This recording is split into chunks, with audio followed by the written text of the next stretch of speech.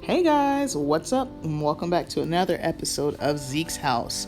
So today I'm just going to tell you guys a little bit about my GloFish care guide and how I take care of my fish. But just a quick disclaimer before we get started, I must say that whatever works for my tank may not necessarily work for yours, and whatever works for your tank may not necessarily work for mine. I've had my tank set up now for almost 3 years and it's been working perfectly fine. So this is basically just for any type of new beginners out there, and just try to give people tips and tricks because I see so many questions about lighting and feeding and community tanks with different types of fish, bubblers, heaters, whatever. And I'll also have a clip about water changes, and I'll let you guys see how I do my water change. So the first question is feeding.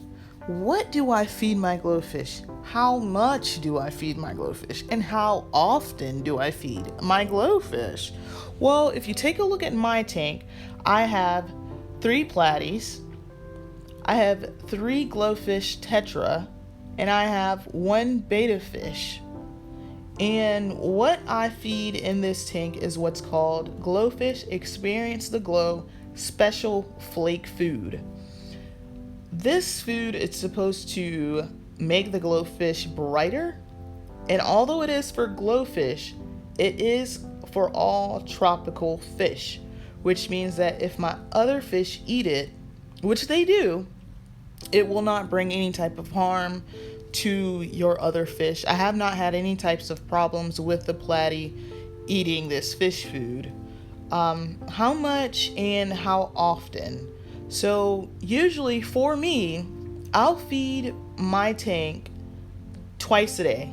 I will feed this tank when I first wake up because it's right outside of my room, and then I'll feed them again right before I come into my room for the night.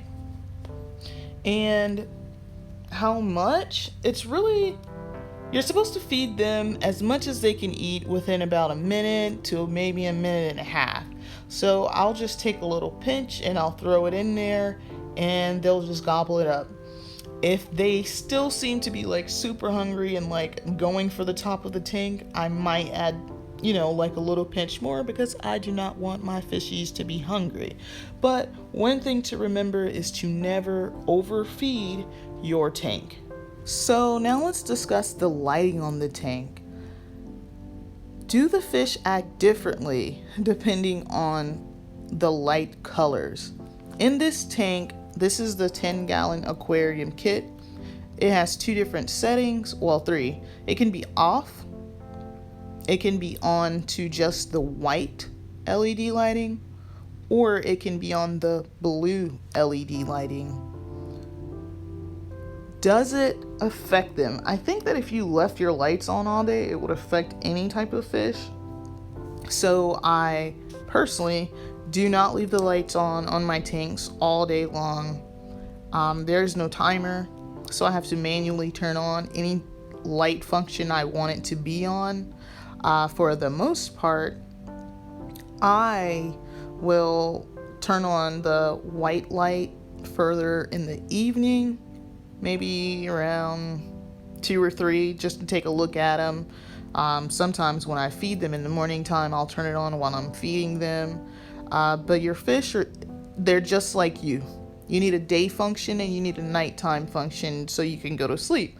It's the same thing with the fish. So you would never leave on your LED blue light at night just because it looks cool because your fish are glowing.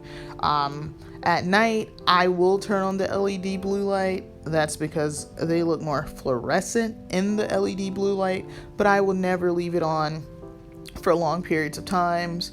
Maybe if I'm having friends over or I'm hanging out where I can view them and see them, I'll leave them on for maybe a few hours, but I will never leave them on for more than, 3 or 4 hours at a time. That's just personal preference.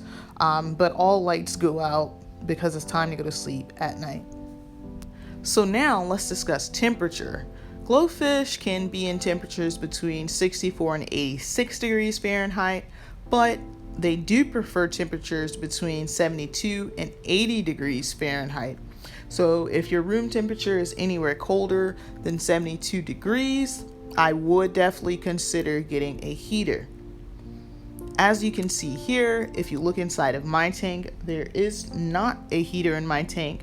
I've never had a heater inside of this tank, and that is because of the fact that my room temperatures in my home stay at a constant, and they're usually between the 72 and 80 degree range. So I've also been getting questions about cycling the tank. How long do I let my tank run before I go out and get my fish? A lot of times I see people and they'll go out and they'll buy the fish and they'll buy the tank at the same time.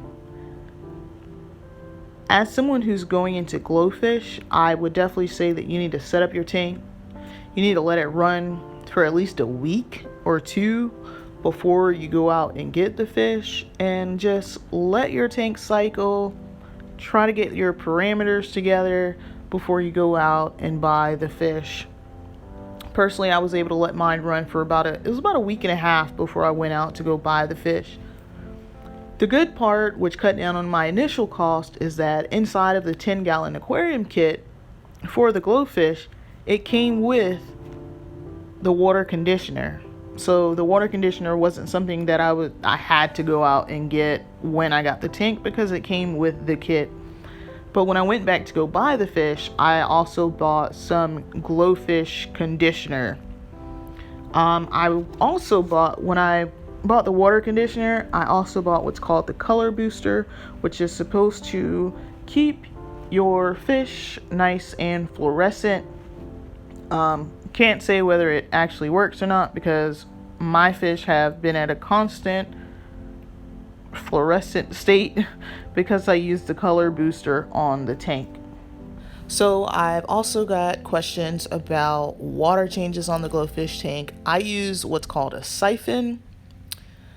You kind of have to press this blue button at the same time and kind of jig the siphon in the water to be able to start the siphon itself. So I'll just make sure that the fish are out of the way or on the other side of the tank as I start. They usually will go a-running as soon as they see me come in with the siphon. As you can see here, I'm doing what's called a 50% water change. That means that I'll have out about 50% of the water. I will usually press down, like you see here. I'll press it all the way down into the gravel. You'll see some of the gravel come up into the siphon, but as soon as I pull the siphon up a little bit, the gravel immediately falls back down because it's heavy, and you'll see all the dirt and grime come up into the siphon itself. This water change right here is kind of embarrassing because I have not cleaned this tank in a little while. But the fish are okay whenever you do a water change. I also forgot to unplug the filter, so you'll see me walk around as I went to go and unplug the filter. Usually you will want to unplug the filter before, or stop the filter before you actually do your water change. So right here, we're just looking at all this dirty water that we just took out of the aquarium, and it is so embarrassing. So now let's talk about the filter. This is a Whisper 10 filter. It came with the GloFish aquarium kit. It's a Whisper 10. Pros about this kit: it is super quiet. It works, and it hasn't stopped yet. The only con that I have about this filter is that it is big. It does take up space inside of the tank, but you just kind of ignore it because it works. This is like a filter floss type media. You'll see me stick it inside of the old dirty water. You will clean your tank filter with the old dirty water. And the same thing with this black piece of filter. This black piece right here did come inside of the 10-gallon aquarium kit. Everything else is like DIY filter media, which would be that black piece, this piece of like filter floss stuff, and I also have some lava rock that I use for filter media. The last thing that I keep inside of my filter would be this right here. It's a Pathos plant. It's a house plant, and it's really good also for the filtration. So that Pathos plant just grows inside of my tank. So I'll go ahead and apologize because before I was able to record the rest of the water change, my camera died. So I'll go ahead and explain to you all exactly what happened next. So at this point, we've already siphoned the water out of the tank, we've already cleaned the filter media, and the next step would be to add water back into the aquarium. So the night before, I got a bucket of water and I added in some of the color booster, and I also added in some of the water conditioner using the directions on the back of those bottles. Please leave a link in the description below for the GloFish color booster and the water conditioner. I'll even leave links for the GloFish special flake food and this particular 10-gallon GloFish aquarium kit. If there's any questions that I wasn't able to answer in the video, or if you have a more specific question, please ask in the comments below and I will definitely answer them for you. But before I let you go, I totally forgot to tell you that yes, your GloFish, and more specifically the Tetra GloFish, can live inside of community tanks. As we see here, again, I have 3 GloFish Tetra, I have 3 platies, and I also have a beta fish inside of this tank. Again, if you have any types of questions, make sure you just ask in the comments below and I'll answer them. Please do not forget to like this video, check out my other videos, and subscribe to my channel. And if you want to know as soon as I post videos, don't forget, hit that notification button. And hit me back soon. I'll be back with another episode of Zeke's House.